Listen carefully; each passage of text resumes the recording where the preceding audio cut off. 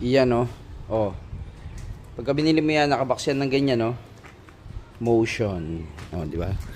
Ganyan kalupit yung packaging niya. Pag tinignan mo, nakaano siya, yan, oh. Di ba? Maganda yung packaging niya, oh. Kahit isang bote lang binili mo, di ba? Nakaganto siya. Bubble wrap, kung bubble wrap talaga. Labas natin. Yan, oh. Pagka nilabas mo, oh, 100% fully synthetic daw di umano. Tapos yung harap, oh, di ba? Tignan natin kung okay yan. Yan, good morning mga idol. Ito mga idol, mag-change oil tayo ng ating sasakyan. Pero this time, maaring ngayon nyo lang narinig o ngayon nyo lang makikita yung langis na gagamitin natin. Kasi ito mga idol, hindi to sponsored. Binili ko talaga kasi napakamura. 100% fully synthetic, nasa 700 lang. Di ba nakakagulat, no? Ngayon ang tanong, okay bang testingin o gamitin sa ating sasakyan? Kasi ang claim nila, 100 fully synthetic, then API certified siya. So may license sila sa API, which is American Petroleum Institute, no? Certified siya. So tingnan natin kung okay bang pagkatiwalaan. Papakita ko sa inyo kung gaano siya ka-authentic. Yun ang pag-uusapan natin. Tara, pakita ko sa inyo. Eto mga idol, no, meron tayong dalawang langis. Makikita ninyo itong brand na to is Motion. Ito naman Trimoly X, no? Para silang 5W40 yung viscosity. Then makikita mo diyan, no, meron siya certification ng API, no? Which is ito rin ang claim nila is API din yan, no? Nakasulat API, no? Which is American Petroleum Institute nga, 100% fully synthetic. Gawang Malaysia po iyan mga idol. Ngayon, papakita ko sa inyo kung totoo bang API o American Petroleum Institute certified siya.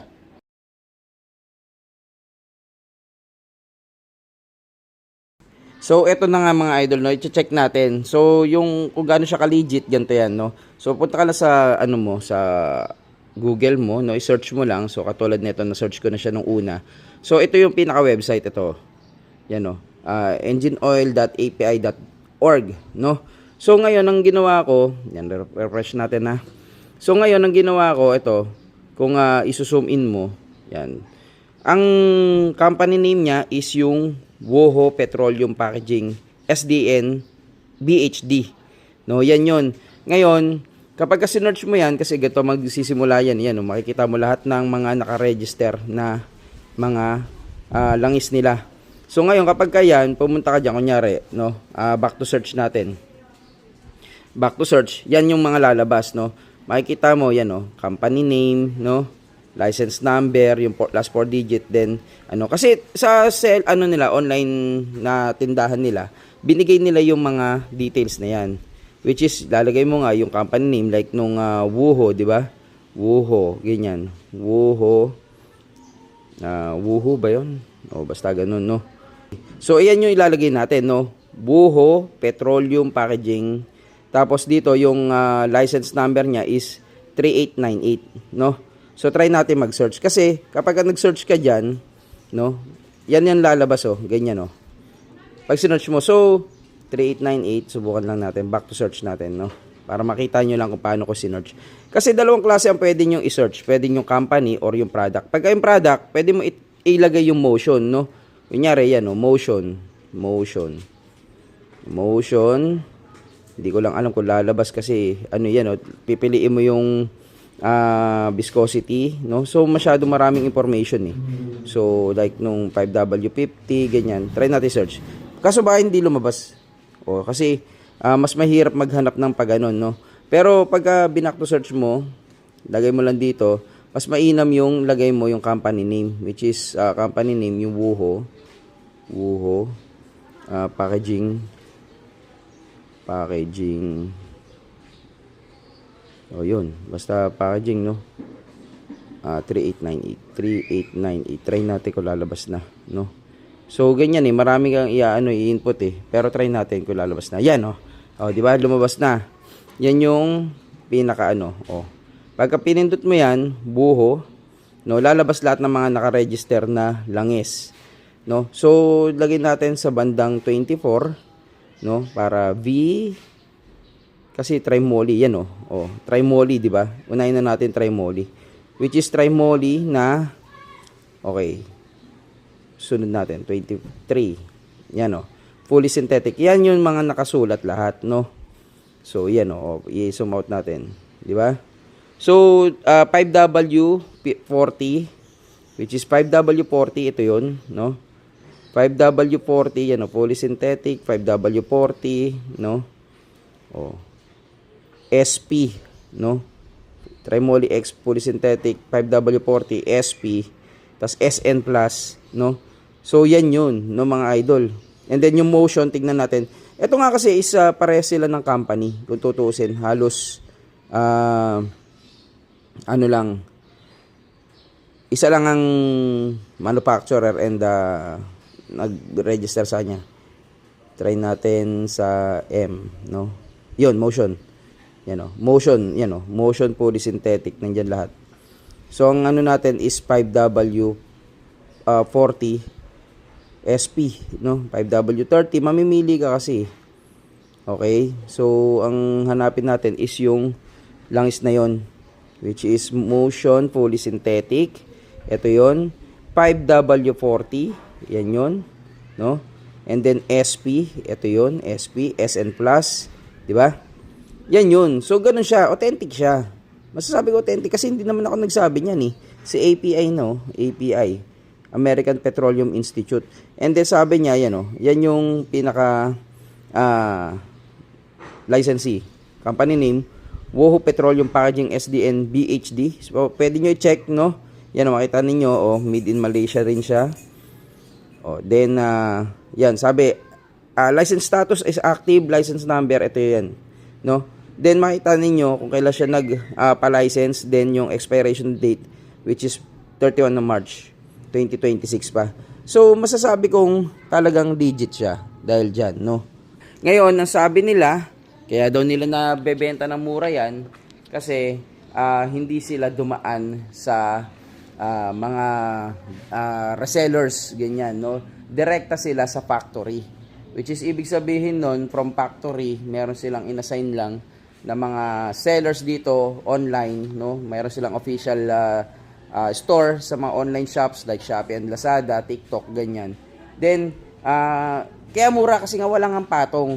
Ang nangyayari kasi, sabi nila, no, ayon dyan sa diagram, pagka daw binenta from manufacturer galing Malaysia, dadaan sa reseller sa Malaysia din, then i-import nila, reseller pa sa Pilipinas, then workshop, lalo na pagka dumaan sa mga workshop, syempre madadagdagan. So, kada daan nun, meron 25% na patong, no? Kaya nagmamahal. So, kunyari, 4 ang dinaanan, o 5, no? Plus mo yung 25, let's say 100 ng 100 yun. From 700, madadagdagan ng 5 100, magiging 1, 2, parang ganun. Pero syempre, hindi lang doon, no? Analogy lang yun. Pero, mas malaki pa yung nagiging dagdag. Ganun yung nangyayari. So, kaya umaabot ng 1.8, ganun yung mga presyo. Pero this time, ang ginawa nila, from factory, diretso nga, kaya makikita nyo yung packaging, di ba? Ang ganda, naka-box kagad, tapos naka-bubble wrap na maganda. Tapos direkta, sa inyo na. So, naging patong lang, parang 25%, parang ganun, no? Kaya, nabebenta nila mura, yun yung claim nila. No? Kaya napakamura. Titignan mo, yung langis ko, no? O, yan, no? Pwede na, sakto lang. Try natin kumuha. O. Medyo malinaw-linaw pa eh, no? No? Ngayon kung titignan ninyo ito, pakita ko sa inyo ha. Oh. Kasi dito talaga ikaw titingin ng ano, yung antay dito. Kung gaano ka frequent mag-change oil yung tao. Yan oh, tingnan mo oh, malinis. Oh. Tingnan mo na lagayan ko ng langis. Nakakahiya, di ba? Malinaw lang naman, walang sludge build-up, no? So yan, mga konting dumi-dumi kasi nga luma ng langis. Oh, pero titingnan mo oh. Silver na silver, di ba? Yung ganun yan. Oh, ngayon, change oil natin. Tara.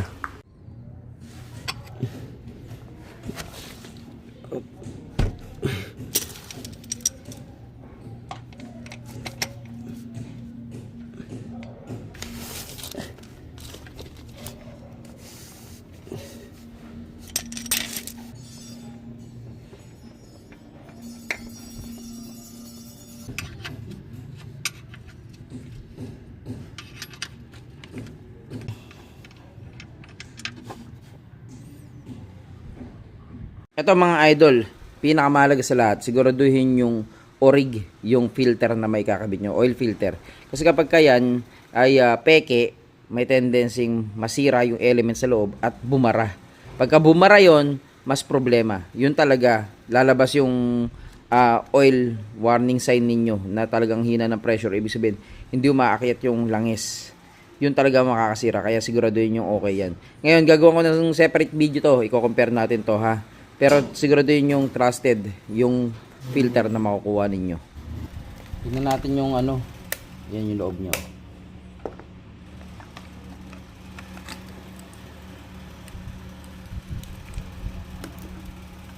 So ito yung laman niya, no? Pakita ko lang. O, yan yung langis niya. Yan.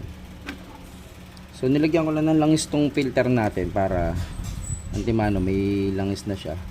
Then kasi kailangan mo itong langisan tong part na to eh. Yan. Then screw natin doon. So ang paghigpit, no, pagka sumabit na, sumayad, gumanyan na, dumikit na, 3/4 turn. So ikutin mo from 12 papuntang 12 papuntang 9, parang ganoon. Okay, so install, no. Ikutin mo lang to. Yan. So hintay mo lang sumabit ng ganyan yan, no? Pagka tumama ng ganyan, tandaan mo yung part na to, kunyari ito, no, iikot siya dapat papunta dito sa bandang 8 or 9 o'clock, no. 3/4 turn, I mean. Yan.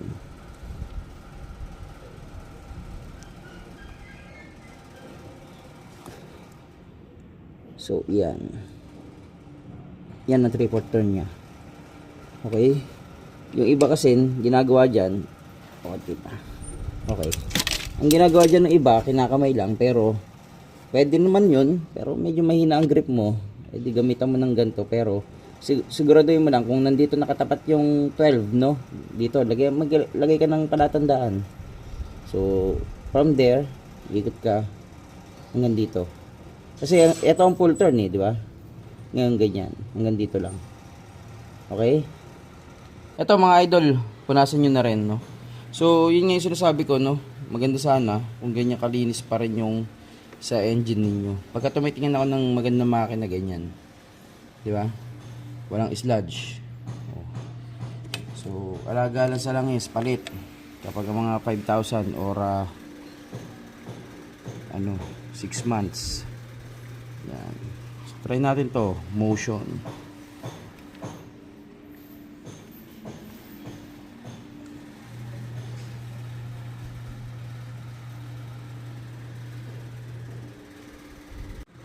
Check natin oil level.